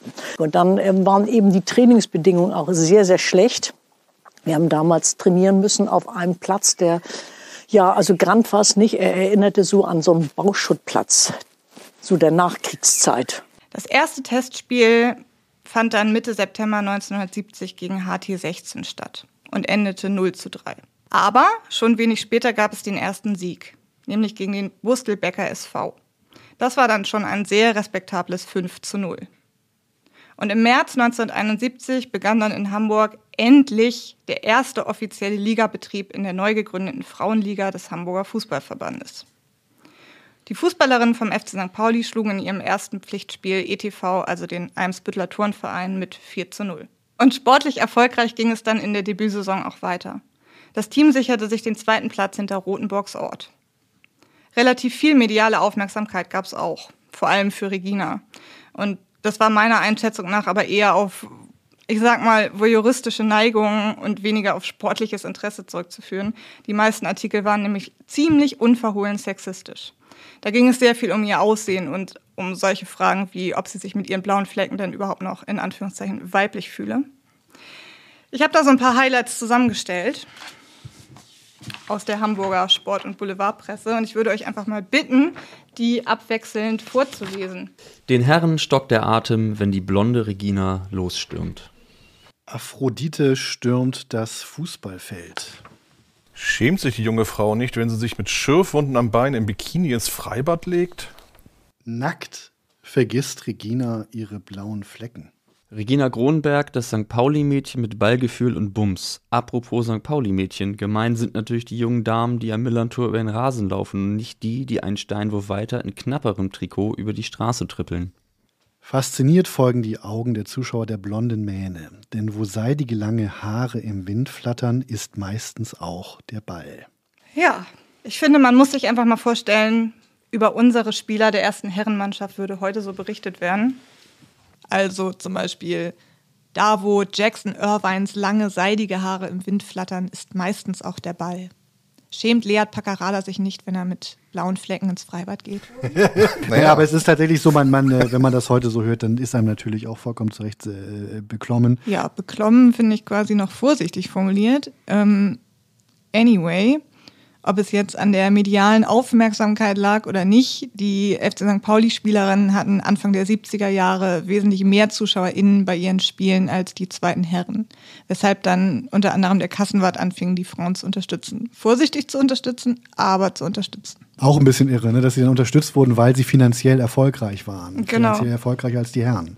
Ich habe auch gelesen, dass die Spielerinnen sogar sogenannte, in Anführungszeichen, Vorspiele bei Auswärtsspielen der ersten Herrenmannschaft bestreiten durften. Und da bin ich so ein bisschen drüber gestolpert, weil Vorspiele, das war mir bis dato nicht so ein Begriff. Ich stelle mir das jetzt so ein bisschen vor wie so Vorbands bei Konzerten.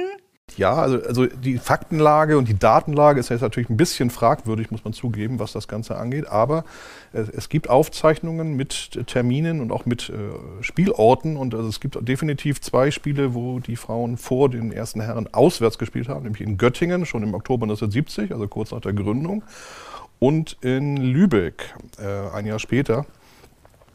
Da hat man ein Testspiel gegen Rot-Weiß Mäusling ausgetragen. Das ist immer noch ein Stadtteil von Lübeck. Und danach haben dann halt die Männer des VfB Lübeck gegen den FC St. Pauli gespielt, in der damaligen Regionalliga Nord. Abgesehen von diesen Auswärtsspielen gab es aber durchaus wohl auch Spiele am Millerntor, wo die Frauen dann vor den Profis gespielt haben oder vor der ersten Herren. Dazu gibt es auf jeden Fall zwei Daten, die auf jeden Fall übereinstimmen mit einem Profispiel. Es gibt aber auch Daten, wo am Millertor gespielt wurde, wo die Profis nachweislich entweder gar nicht oder auswärts gespielt haben. Möglicherweise aber war das dann damals ein Vorspiel zu den Amateuren, die immerhin nur eine Liga unter den ersten Herren gespielt haben, in der damaligen Landesliga Hamburg, die aber immerhin die 3. Liga war. Und die Herren waren ja in der zweitklassigen Regionalliga zugange. Das ist, wie gesagt, alles etwas schwierig nachzuvollziehen. Das kann man sich nur anhand der Daten so ein bisschen eruieren. Aber es gab auf jeden Fall hin und wieder scheinbar Spiele am Millerntor der Frauen. Das ist durchaus richtig. Haben die das denn eigentlich jetzt als Abwertung empfunden? Weil es ist ja schon so ein bisschen, du bist nur die Vorband sozusagen. Oder war es dann eher so, dass es auch als positiv empfunden wurde, dass man mehr Publikum oder anderes Publikum, es war ja nicht mehr, ne? Weil der Kassenwart war ja mit den Frauen zufriedener. Ja, also das mit dem Kassenwart bezog sich auf die ersten Frauen in Anführungszeichen in Konkurrenz zur Amateurmannschaft. Ne? Das war für die Spielerinnen, die wir im Zeitzeugenprogramm interviewt haben, schon eher ein Highlight. Ne? Einfach diese großen Stadien und diese großen Zuschauerzahlen, weil die Frauen ihren Spielbetrieb ja wie heute, kleiner Seitenhieb, nicht im Millerntor-Stadion ausgetragen haben, sondern damals war es ein Grandplatz an der Feldstraße.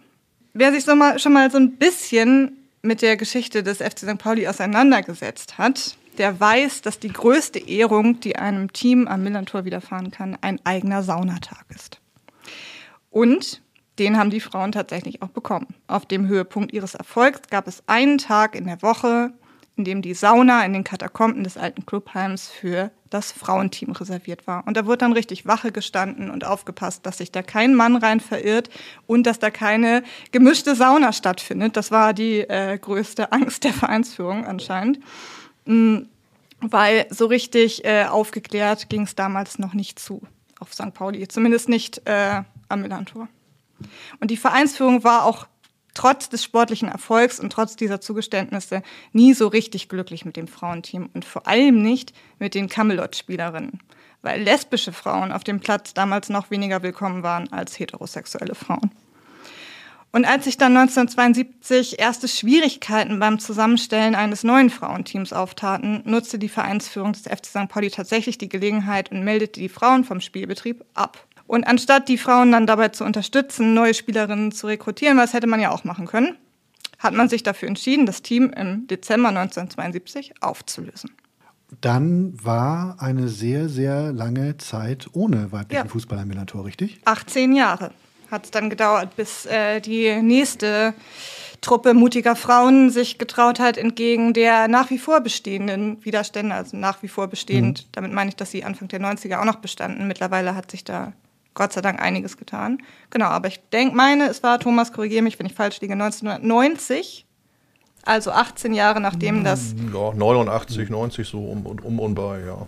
Ja, definitiv. Sagen wir mal rund 18 Jahre nachdem dieses erste Frauenteam zwangsaufgelöst wurde, dass sich dann ein neues Frauenteam am Millerntor gründete. Und dieses bestand dann auch durchgehend bis heute. Also nicht mit denselben Menschen offensichtlich, aber es gibt seitdem eine Frauenfußballabteilung am Millerntor. Auch nicht von Anfang an, aber auf jeden Fall. Weil zunächst wurden die ich nenne es jetzt mal fußballwilligen Frauen ja der Jugendabteilung oder zugeteilt, um sie überhaupt irgendwo unterzubekommen im Verein, was dann zu Trainingszeiten am Nachmittag führte, was dann wiederum zu Problematiken natürlich führte. Aber diese ganze Geschichte haben wir ja auch schon mal uns erzählen lassen in mittlerweile sogar 2 sehr ausführlichen Veranstaltungen, jeweils am 8. März der letzten beiden Jahre. Die ihr euch auf unserem YouTube-Kanal angucken könnt. Genau, alles noch vorhanden. Insofern, da wird das Thema auch sehr ausführlich behandelt, wie es dann in 89, 90 dann weiterging und wieder losging. Also ja, schaut unbedingt mal rein. Wie gesagt, das FC St. Pauli Museum ist nicht nur der Raum in der Gegengrade. Das FC St. Pauli Museum ist auch ein digitaler Raum und der findet eben auch auf YouTube, Insta, TikTok und Facebook statt. Es ist uns echt wichtig, auch da unseren Zweck zu erfüllen und halt eben über Geschichte, Kultur und Werte des FC St. Pauli zu informieren und dabei eben nicht nur über die Sachen, die toll gelaufen sind, sondern ganz explizit auch die Sachen, die verflixt nochmal überhaupt nicht gut und richtig gelaufen sind. Und darum glaube ich auch, also wir werden hier sowieso am Schluss nicht schließen mit, stimmt, das ist jetzt das wichtigste Team, aber ich finde es auch wirklich sehr, also dass die Wichtigkeit erkennt man ja von selbst und es ist leider sabotiert worden, muss man ja richtig sagen. Ne? Ja, aktiv sabotiert worden. Und ich glaube, das war auch einer der großen Unterschiede, wenn man so will, zum zweiten Start in den 90er Jahren, dass es da immerhin einige Unterstützer oder zumindest einen Unterstützer gab in der Vereinsführung. Einen männlichen Unterstützer, nämlich Christian Hinzpeter, der sich sehr, sehr eingesetzt hat für das Frauenteam. Was wohl auch wichtig war, ne? Weil ich erinnere mich, dass auch damals zum Beispiel Hans Apel, der war ja auch mal Finanzminister, der war auch mal Vizepräsident beim FC St. Pauli. Und von dem gibt es einen Fernsehausschnitt auch, wo er gefragt wird, wie das denn jetzt nun eigentlich mit den Fußballerinnen so laufen solle. Und der sagt dann, man habe sich dagegen entschieden, denn das sei ja alles viel zu aufwendig, man müsste ja zusätzliche Kabinen bauen. Da denkt man auch, ja, so kam es dann zum Glück nicht. Also er konnte sich damit dann nicht durchsetzen. Nee. Und so wie ich die Frauen kennengelernt habe, die dann in den 90er Jahren das zweite Frauenteam am Millantor gegründet haben, bin ich mir ziemlich sicher, dass sie es auch ohne die Unterstützung von Christian Hinzpeter durchgezogen hätten. Aber ich glaube, mit seiner Unterstützung war es leichter. Ja. Grüße an dieser Stelle natürlich an unsere Museumskolleginnen Nico und Hager unter anderem. Genau. Barbara. Barbara. Ja, und Christopher hat es ja vorhin auch angerissen. Der Kampf ist ja auch noch nicht zu Ende gekämpft. Also der Kampf der Fußballerinnen um Gleichberechtigung, Respekt, Anerkennung, Trainingsstätten, Spielplätze, all das gibt es ja nach wie vor.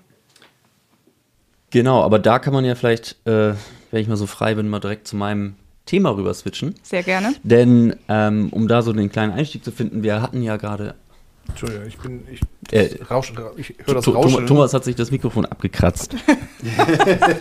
Es rauscht halt. Ich fange nochmal an. Ja. Zum Thema Errungenschaften, da nutze ich gleich mal die Chance, um zu meiner wichtigsten Mannschaft aller Zeiten rüberzugehen. Ich möchte den Bogen noch ein bisschen spannen und noch ein bisschen zurückgehen auf das Jahr 2022. Dort wurde, wie ihr wisst, auf der MV des FC St. Pauli ein neuer Aufsichtsrat gewählt. Mit 4 Frauen. Genau. Und alleine die Tatsache, dass wir einen Aufsichtsrat wählen können und dieser auch fanbesetzt ist schon eine Errungenschaft. Und eine Errungenschaft, die auch, wie vieles in diesem Verein, erkämpft wurde und erkämpft werden musste. Davon möchte ich jetzt erzählen, wie es eigentlich dazu kam und was die Amateure damit zu tun haben und was ein knurriger alter Trainer damit zu tun hat. Und deswegen möchte ich mich ein bisschen aus dem Fenster lehnen und sagen, danke für alles, Uli Maslow. Okay, das war jetzt tatsächlich so der Twist, auf den ich hier gewartet habe, weil ich dachte, du sagst jetzt gleich tatsächlich, die wichtigste Mannschaft ist der Aufsichtsrat. Ja, das wäre auch schön. Relativ lange war das ja eine Mannschaft, wie du richtig sagst, ist es jetzt tatsächlich ein Team. Genau, es war sehr lange eine sehr weiße, sehr alte Mannschaft. Ja. Nein, darauf möchte ich nicht hinaus. Denn ich möchte sagen, die wichtigste Mannschaft aller Zeiten sind für mich die Amateure des FC St. Pauli Mitte der 90er Jahre. Okay. Mainstream, totaler Mainstream, genau, man kennt sie. Nice. Ausnahmsweise hole ich jetzt mal aus, im Gegensatz zu euch. Endlich, diese ganzen kurzen Geschichten. Ja, man könnte aber sagen, dass der Fußballer Millantor zu Beginn der 90er Jahre unter einem schlechten Stern stand.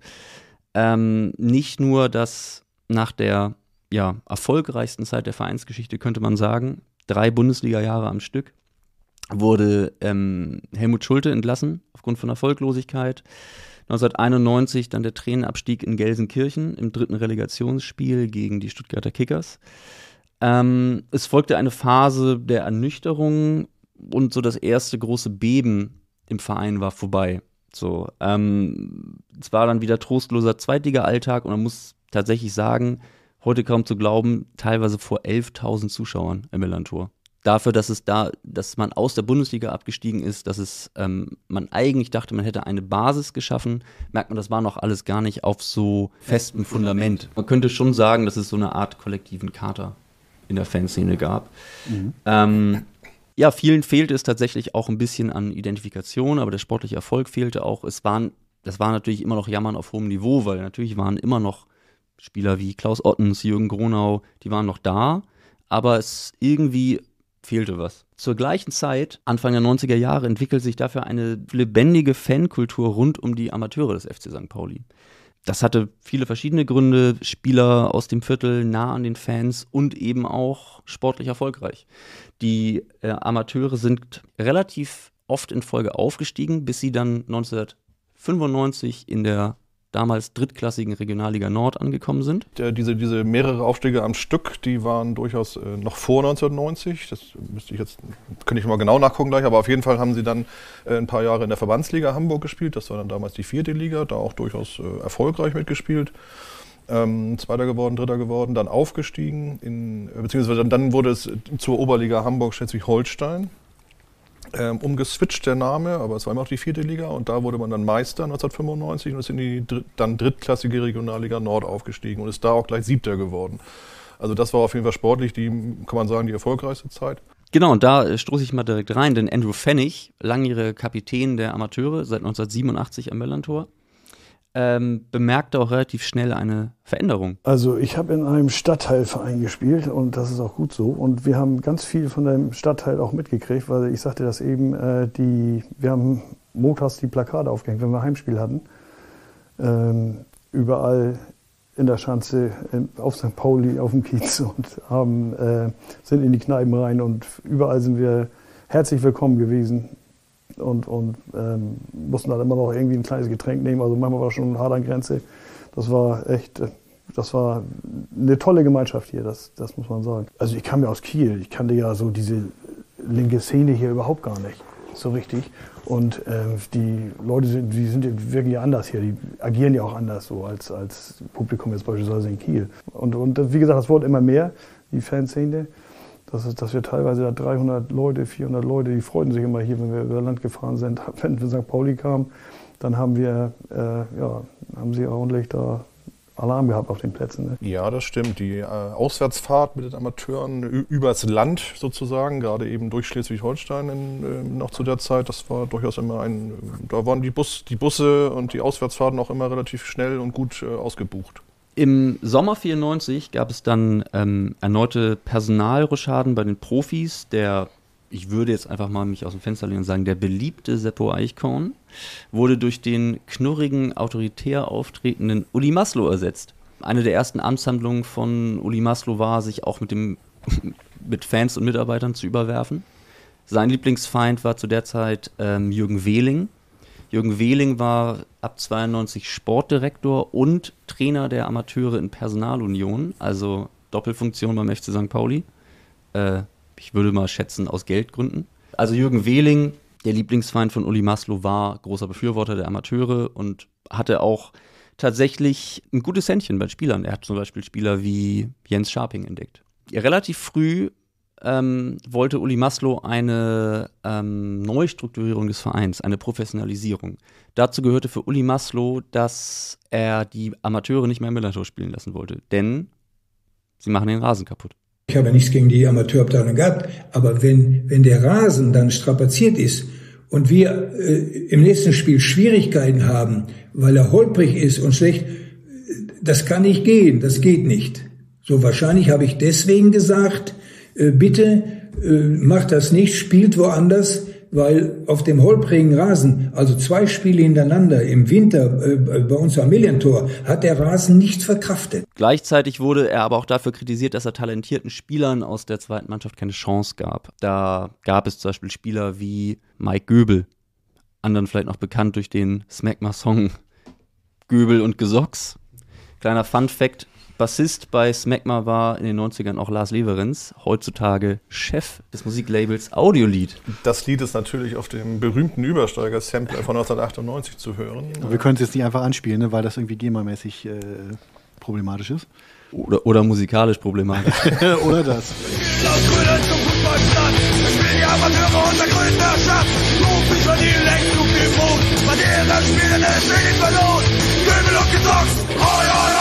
Wo war ich stehen geblieben? Richtig. Keine Spiele der Amateure am Millantor. Was Maslow nicht ahnte, war, welche Reaktion er damit auslösen würde. Für die Amateure und ihre treuesten SupporterInnen begann eine Odyssee über die Hamburger Amateursportplätze. Teilweise wussten Spieler und Trainer erst am Vorabend, wo sie am nächsten Morgen eigentlich antreten. Das war natürlich in Zeiten von nicht mal Handys, kein Internet, relativ kompliziert. Ja, es gab da ja wirklich eine Odyssee, also im Sinne von, dass man die Heimspiele, die sogenannten, dann bei Altona, an der Kriegstraße, nach Hohe Luft bei Victoria ausgetragen hat, teilweise bei Concordia, in Marienthal noch damals. Es gab sogar mal ein Heimspiel der Amateure am Roten Baum, als das alte HSV-Stadion noch existierte. Also man ist da wirklich sehr viel rumgekommen, was natürlich sightseeing-mäßig sehr schön war, aber ein eigener Spielort wäre dann doch schöner gewesen. Kurt Hesse, der damalige Trainer, der dann 1995 Jürgen Wehling abgelöst hat, hatte uns auch in einem Gespräch erzählt, dass er sehr viele Telefonate tätigen musste, immer am Vorabend eines Spiels und wirklich teilweise Probleme hatte, die Spieler auch zu erreichen. Für viele der aktiven AmateursupporterInnen war eine Grenze überschritten. In einer spontanen Aktion besetzte man kurzerhand den Platz von Concordia, ungefähr eine Viertelstunde vor Anpfiff. Einer der PlatzbesetzerInnen war Holger Scharf. Dieser war dann später nicht nur AG-Mitbegründer und AFM-Vorstand, sondern auch Aufsichtsratmitglied des FC St. Pauli. Aber er erzählt mal selber, wie er diese Aktion gesehen hat. Wir wurden quer durch Hamburgs Plätze gejagt, damit unsere Amateure irgendwo spielen konnten. Und natürlich, für uns als Fans war das natürlich auch ätzend, als wir merkten, jetzt geht's irgendwie, jetzt ist die Grenze wirklich erreicht. Unter anderem ja auch bei Cordy mal eine Platzbesetzung machten vor dem Spiel. Alle rauf auf den Platz und dann da erstmal so 10, 15 Minuten uns auf den Mittelkreis gesetzt haben, um dann entsprechend auch ein medienwirksames Echo zu erzeugen. Das hat dann auch funktioniert. Es gab dann sogar eine Veranstaltung im Wirtschaftsgymnasium, wo Uli Maslow sogar auf der Bühne stehen musste und seine Entscheidung rechtfertigen musste. Der Laden war voll und es wurde diskutiert, aber geändert hat sich nichts. Das war dann halt so der Punkt, wo die AGM-Gründung sich drauf berief. Kurt Hesse darauf? Da kann ich wirklich sagen, das ist sehr positiv aufgenommen worden. Ja, also das war diese Unterstützung für die Amateure von den Fans, das war enorm und das haben sie alle mitbekommen, dass das wirklich grandios war und das hat uns alle sehr, sehr gefreut. Ja, also und natürlich hat man jetzt eben auch nicht gewusst, ob sich da was verändert, aber auf jeden Fall, dass man die Sorgen, die wir hatten, dass sie öffentlich wurden, ja, das hat uns schon sehr gut getan. Dazu möchte ich auch einen ganz kurzen Auszug aus dem Übersteiger aus dem Mai 1996 vorlesen, mit der Überschrift Der Aufstand der Amateurfans oder Heimweh nach St. Pauli. Der Artikel beginnt mit: Nachdem wir schon in der Hinrunde 3-mal aus unserem Wohnzimmersessel Millantor gerissen wurden und Mitte April noch immer keine Aussicht auf Heimspielatmosphäre bestand, platzte uns der Kragen. Wichtig hinzuzufügen wäre noch, dass es bei unserem Protest nicht nur ausschließlich um den Spielort ging, sondern allgemein um die Akzeptanz und Einbindung des Amateurteams in den Verein.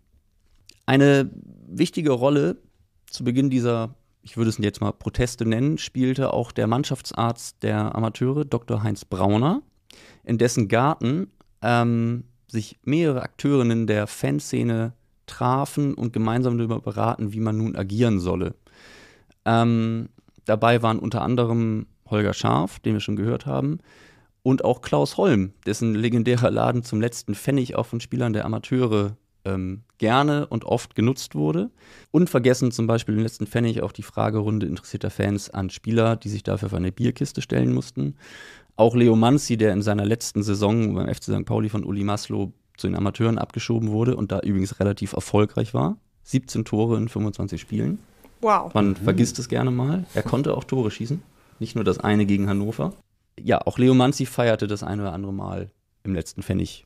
Gerüchten zufolge soll er auch seine Abschiedsparty im letzten Pfennig gefeiert haben.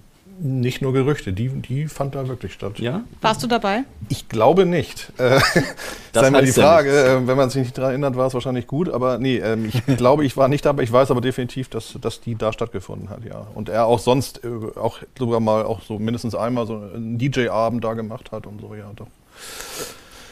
Hat mir schon gesagt, wo der letzte Pfennig eigentlich lag, so für HörerInnen, die das vielleicht nicht wissen? Der letzte Pfennig war in der Clemens-Schulz-Straße 9. Genau. Kann man also heute auch noch ganz problemlos vorbeigehen. Den letzten Pfennig gibt es so heute nicht mehr. Und das auch das Haus auch nicht mehr. Das ist jetzt ein modernes Wohnhaus. Ja, aber zum Beispiel das Miller gibt es noch. Das war so schräg gegenüber an der Kreuzung Detlev-Bremer, wo dann auch gesagt wurde, dass öfter mal oberkörperfreie Männer in Polonaise aus dem letzten Pfennig ins Miller und zurückgetanzt sind. Das ist wohl so passiert. Der übrigens ja auch seine Optik dann bei einer Supermarktkette geborgt hatte, nämlich Penny, die damals tatsächlich auch noch so ein Pfennig-Symbol ein Pfennig hatten. Und der Slogan war dann, glaube ich, prima leben und saufen, richtig? Mhm. Ja, richtig.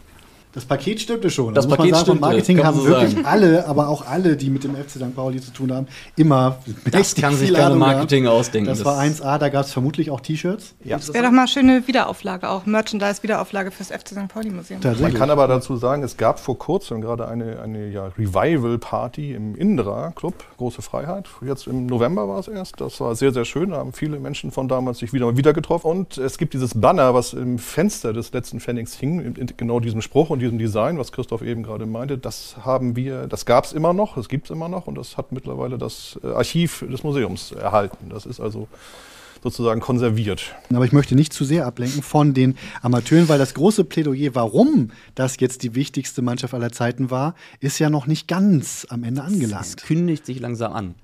Denn, wie Holger Schaaf ja in seinem Zitat schon sagte, dass es sozusagen aus diesem Kampf für bessere Behandlung der Amateure entstand quasi ein Kampf um Partizipation und Teilhabe der Fans an ihrem Verein. Und man muss sagen, dass sich wirklich in kürzester Zeit die Ereignisse überschlugen. Also nicht nur wurde eine neue Vereinssatzung quasi im Garten von Dr. Heinz Brauner geschnibbelt. Also es ging quasi darum, dass es damals eine Auflage des DFB gab, dass Profivereine einen Aufsichtsrat haben müssten oder zumindest ein Vorschlagsgremium. Das existierte bereits beim FC St. Pauli, hatte natürlich weniger Kontrollmöglichkeiten als ein Aufsichtsrat. Und es gab dann eine Versammlung, eine außerordentliche Mitgliederversammlung, wo dann es aber einen Kompromiss erstmal gab, dass eine Satzungskommission eingesetzt wird, um das erstmal auszuarbeiten. Und derweil dieses besagte Vorschlagsgremium trotzdem erstmal gewählt wurde, was aber dann auch durchaus die meisten Stimmen hat damals übrigens Sven Brust gekriegt zum Beispiel, für dieses Vorschlagsgremium, in dem dann auch besagter Herr Brauner, Tatjana Grödecke damals schon und aber auch Harald Stender und Hans Apel Teil waren. Das waren die 5, die in diesem Vorschlagsgremium, deren einzige Aufgabe hätte sein sollen, mögliche Kandidaten für das Präsidium zu prüfen im Vorwege. Das wäre alles gewesen. Man kann auf jeden Fall sagen, dass die Ereignisse sich überschlugen. Zwischen 1995 und 1998 wirklich rasant. Nicht nur, dass diese neue Vereinssatzung auf den Weg gebracht wurde, sondern auch die Gründung der AGIM wurde quasi der Grundstein gelegt. Und was war das, die AGIM? Arbeitsgemeinschaft interessierter Mitglieder. Auch der Antrag zur Umbenennung des Wilhelm-Koch-Stadions, wie es Millerntor bis Ende der 90er noch hieß, kam direkt aus der Mitte dieser Gruppe um die Amateur-SupporterInnen. Antragsteller Ronny Galsinski soll heutzutage ja für das Vereinsmuseum eines bekannten Stadtteilclubs arbeiten. Gerüchte, man munkelt. Ja, wir hören nochmal, was Holger Schaaf zu dieser Zeit zu erzählen hat. Ich glaube, es war notwendig, auch zu polarisieren, weil wir ganz klar Positionen bezogen haben. Rund um den Verein damals angefangen, wie wir die Behandlung der Amateure im Verein gesehen haben, dann später aber auch ja natürlich über Aufsichtsrat, AFM-Tätigkeit. Es war Zeit, es war polarisieren, man musste auch provozieren, völlig klar. Kuriosum am Rande, als Holger Schaaf 1997 für den neu gegründeten Aufsichtsrat kandidierte, landete er nur auf Platz 8. Die Fans setzten also die Forderung nach einem Aufsichtsrat durch, doch musste dieser erstmal ohne ein Mitglied aus der Fanszene an den Start gehen. Tja, das war dann, aber ja, dann nicht lange der Fall, hat sich dann ja über die Zeit auch wirklich verändert. Aber das heißt, dass dann deine These ist dann jetzt schon, dass sozusagen die Amateurmannschaft und das, was auch Udi Maslow auslöste, quasi Udi Maslow wäre so ein bisschen wie auch der Sportdome etwas früher dann was ausgelöst hat. Genau, es hätte man nur darauf gewartet, dass etwas kommt. Udi Maslow war die perfekte Figur zum Polarisieren. Er hatte ja auch damals im Sportstudio auch mal gesagt, er ist stolz, Deutscher zu sein. Das waren natürlich alles so Sachen, die Uli Maslow einfach zur Persona non grata in der Fanszene gemacht haben. Es hat natürlich auch, wenn man so will, geholfen, wenn man es mal so nennen möchte, dass auch die Vereinsspitze und besonders der Präsident, der damalige Heinz Weisner, natürlich auch vom Typus her als Patriarch, als Alleinherrscher des Vereins auftrat, die Entscheidungen des Vereins nicht in der Geschäftsstelle, sondern eher in seinem Büro, seinem Architektenbüro gefällt wurden. Also das war auch, es gab auch sozusagen in der Vereinsspitze diese Person, an der man sich gerne abarbeiten konnte sozusagen und wo es auch überhaupt erstmal, also ich erinnere noch, dass glaube ich die das erste direkte Gespräch mit ihm, also von der AGEM mit ihm, fand also weit über ein Jahr nach der Gründung der AGEM statt, also irgendwann um 1997 rum muss es dann gewesen sein. Also dass überhaupt einmal direkt gesprochen wurde, das war überhaupt nicht, das kannte man nicht.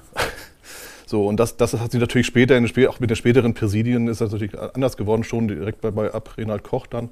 Da gab es dann auch einfachere Kommunikationswege, definitiv. Also das hat sich dann schon geändert. Aber damals, Mitte der 90er, war das halt da oben der Verein und da unten wir Fans. So, das war so mehr oder weniger so die Darstellung, kann man sagen. Man erzählt sich ja auch, dass Christian Hinzpeter war ja damals schon sozusagen quasi der Vermittler zwischen Präsidium und Fanszene.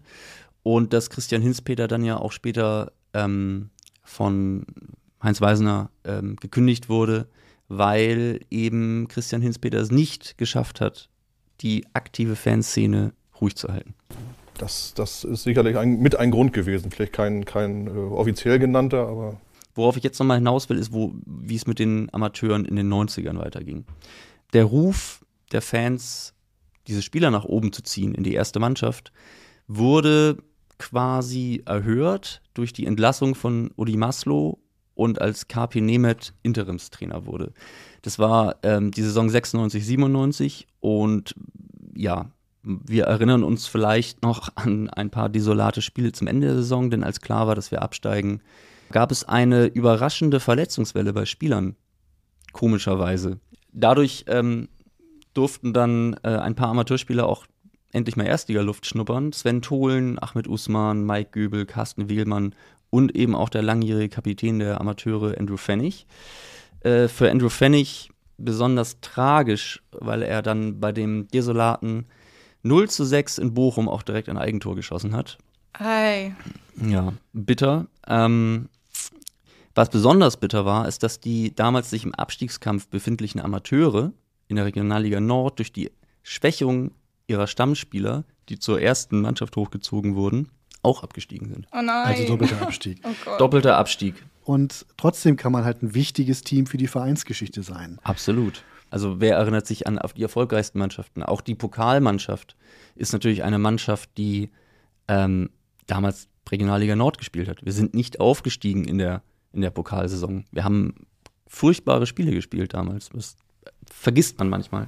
Ich möchte nochmal auf diese Stadionproblematik zurückkommen, weil immerhin das hat ja zu einem guten Ende geführt, weil dieses Herumgetingel über die Hamburger Amateurplätze hat sich dann ja irgendwann zum Glück ist das beendet worden, weil man dann einen festen Spielort gefunden hatte, sogar fast am Millantor, nämlich an der Sternschanze. Genau. Und zwar nicht unten an der Straße sozusagen, wo der SC Sternschanze spielt, sondern oben im Park, wo der SV, die SV, ich weiß es gar nicht, Polizei seinen Polizeisportplatz das zu Hause hat. Und da hat dann das Amateurteam regelmäßig Heimspiele ausgetragen. Das hat natürlich wiederum auch ein bisschen zu dieser Zuschauerbindung, kann man sagen, beigetragen, weil man hatte einen festen Ort, der mehr oder weniger im Viertel war, gut zu erreichen. Da gibt es immer noch ein sehr nettes Clubheim, was man da auch entsprechend frequentieren durfte und konnte. Also das war eigentlich für Heimspielatmosphäre mit ein paar hundert Leuten war das immer ein sehr, sehr angenehmes Ambiente, muss man sagen. Quasi bis in das Ende dieses Amateursupports hat auch was zu tun mit der vom DFB, eine Reform, die der DFB angestoßen hat zur Neustrukturierung der Amateurteams. Das war um 2000 rum, dass es eben keine Amateure mehr sind, sondern quasi eine U23, was ein reiner Talentepool für die erste Mannschaft sein sollte. Ich glaube, es waren, 3 Spieler über 30 erlaubt. Und es war natürlich eine sehr hohe Fluktuation. Natürlich waren das dann auch keine Spieler mehr aus dem Viertel, sondern es waren Spieler, die von weiter weg kamen, die eingekauft wurden, wo man probiert hat, ob man eben ob man die an die erste Mannschaft ranführen kann. Also es war sozusagen der Beginn dieser NLZ-Professionalisierung in Deutschland. So muss man auch sagen, dass Stück für Stück damit auch der aktive Support der Fanszene auch einschlief. Fehlte natürlich einfach so die Identifikation. Auch Andrew Pfennig beendete 1997 seine Karriere. Er erlebte noch Spieler wie Ivan Klasnic und Zlatan Baramovic, die sozusagen die jungen Aufstrebenden, die kamen, aber merkte auch schon schnell, dass er da einfach keinen Draht mehr hat. So, die große Zeit war vorbei. Wir hören dann nochmal bei Andrew Pfennig rein. Der hat eine schöne Anekdote mit dem damaligen Mittelfeldspieler der Amateure, Morten Fiebeck-Jensen, erlebt. der damals übrigens auch in einer Bäckerei in der Wohlwillstraße gearbeitet hat. Also alle waren irgendwie auch sehr viertelnah. Und er erzählt uns mal, was er so als Spieler der Amateure mit eben diesem Morten Fieberg-Jensen erlebt hat. Und dann ging das nachher so gegen Ende, also mein letztes Jahr, das war dann so, dass dann ganz junge Spieler kamen und dann kam die ganze andere Generation Spieler. Da fing das an dann. Ne? So, dann saßen wir nach dem Training nicht mehr zusammen in einer größeren Gruppe, dann saß Morten Fieberg und ich alleine und haben das nochmal Revue passieren lassen, das Training. Und Morten Fieberg, das ist ja so ein Wahnsinniger, ne? Das kann ich auch noch eine schöne Geschichte erzählen zum Thema Stadtteilverein. Wir waren hier vor der alten Flora und haben dann auf der anderen Seite immer in die Restaurants die Plakate gehängt. Und Morten Fieberg, ich gehe da mal rüber, ich hänge da drüben auch eins hin. Ich sage, Morten, bist du verrückt, da gehst du nicht rein. Wupp, rein, oben weg war er. Ich denke, da kommen wir ja nie wieder heil raus. Ich denke, scheiße, musst du hinterher. Dann hinterher da, und dann rein da Morten schon vorweg, da, dann kam schon die quadratisch praktisch gut nach. Und dann sagt er, ja, St. Pauli und so. Und dann die Leute gleich, ja, St. Pauli, super, komm rein, Jungs. Und so. Das hätte ich auch nie für möglich gehalten, dass ich mal die Flora von innen sehe.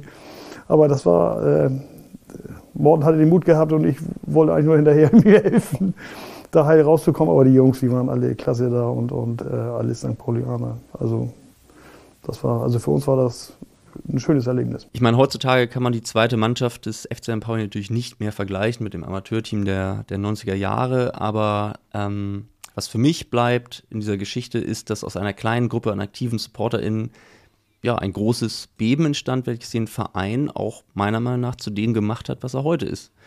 Und ja, wer weiß, was passiert wäre, wenn Uli Maslow den Amateuren das Kicken am Millantor nicht verboten hätte. Da waren wir wieder. Was wäre, wenn? Ja, in der Tat. Was wäre, wenn? Ich meine, was wäre, wenn es für die Gegend gerade nicht den Plan gegeben hätte, eine riesige Polizeiwache zu errichten, hat mit Sicherheit dem Kampf für das Museum auch nochmal einen ordentlichen extra Wumms verpasst, dass man auch zugleich gegen etwas sein konnte. Vieles hätte tatsächlich auch ganz anders passieren können. Fand ich persönlich jetzt auch sehr interessant, also diese Facetten kennenzulernen. Hatten wir eingangs ja auch versucht darzustellen, dass das eben so ist, dass wir uns natürlich nicht alles schon ausführlich einmal erzählen und dann setzen wir uns nochmal vor das Mikrofon und erzählen uns das nochmal, sondern dass das dann auch für uns auch immer das Ziel ist, dass wir den anderen auch jeweils Neues mitbringen und das fand ich jetzt sehr unterschiedliche Seiten auch, die wir so gesehen haben der Geschichte. Ich weiß nicht, wie es euch so geht. Absolut.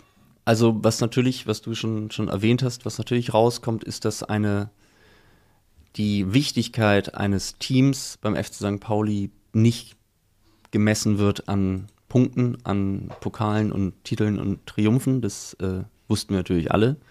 Aber für dem, was ich jetzt heute so gehört habe, so jedes Team hat so einen Grundstein für etwas gelegt oder auch dieses Was-wäre-wenn-Gefühl nochmal vermittelt, dass man sagt, wenn das so eingetreten wäre, wie sehe der Verein heute aus? Also zum Teil ist ja eben auch der richtige Schurke nicht ganz unwichtig. Ich sehe hier die Sache mit Maslow, weil ich da noch so einen kleinen losen Faden habe. Vom Anfang wollte ich da vielleicht noch mal ganz kurz auch der Fußballmafia DFB mitgeben, um es einmal ganz kurz mit Uwe Stotfang zu sagen, der in den 60ern sehr gut für den FC St. Pauli Fußball gespielt hat.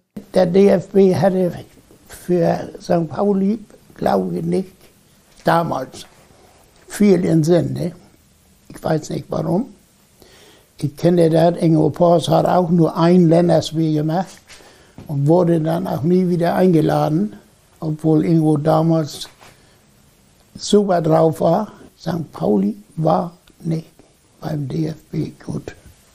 Ja, das hat zwar keiner gesagt, aber man hat es gemerkt. Ne? Ja, Uwe Stotfangs Gefühl, finde ich, ist durchaus berechtigt. Das möchte ich noch mal ganz kurz loswerden, wenn das die ganze Geschichte mit den Aufstiegsrunden und so weiter überhaupt zu einer großen Geschichte lag daran, dass der DFB echt schräge Kriterien hatte, um die Bundesliga, die ja 1963 dann startete, zusammenzusetzen. Sie hatten nämlich zuerst, gesagt, alles klar, es gibt eine 12-Jahres-Wertung. Kann man ja auch irgendwie nachvollziehen. Man guckt über einen längeren Zeitraum, welche Teams erfolgreich gewesen sind und dann dürfen die dann dabei sein. Das hat man dann aber nur für die ersten 9 Plätze gemacht. Also die ersten 9 Kandidaten, so sagte der DFB, seien über eine 12-Jahres-Wertung ermittelt worden.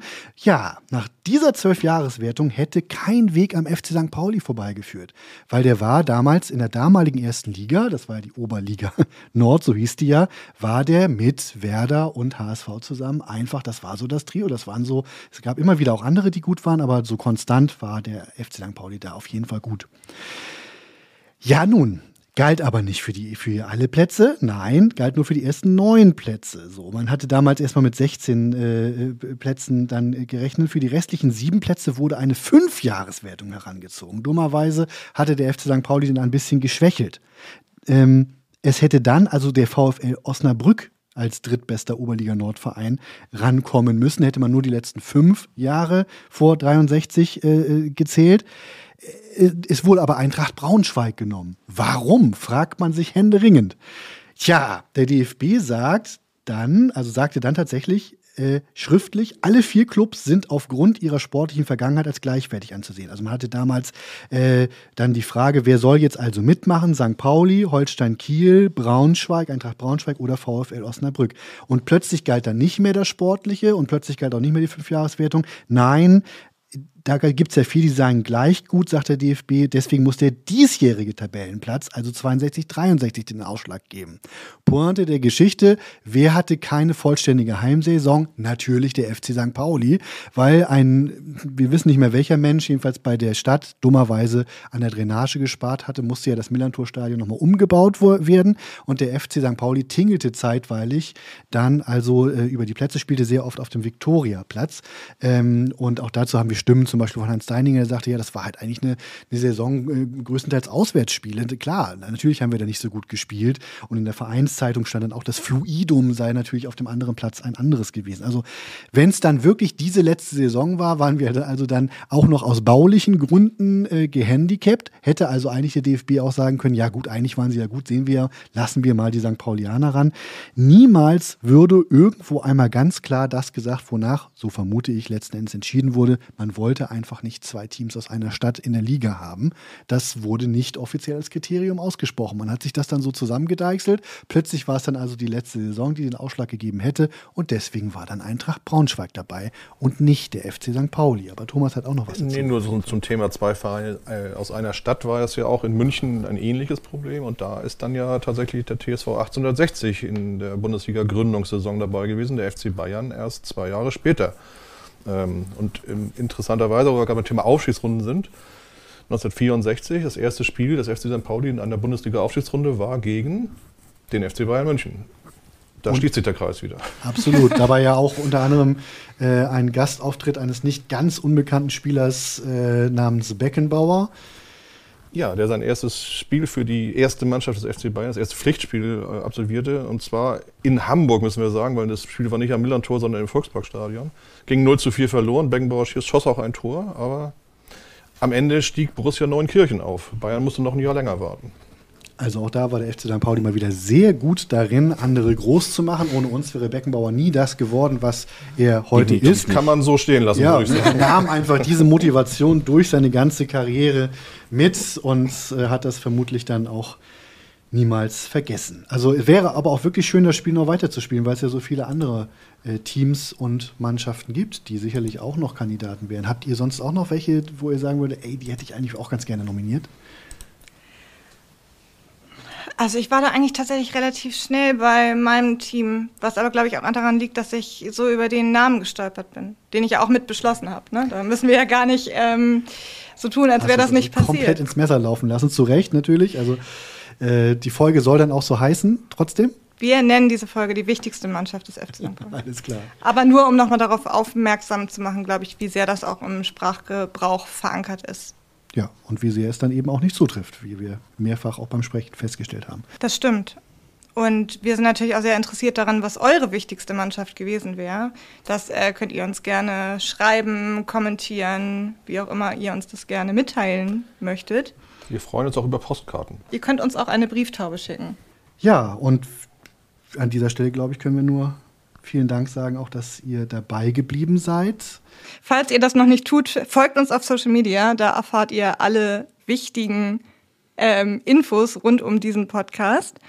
Und ein wichtiges Schlusswort habe ich auf jeden Fall noch. Wenn ihr eine Sache aus diesem Podcast mitnehmt, dann Melancholie ist die Zitrone auf dem Sellerieschnitzel des Lebens.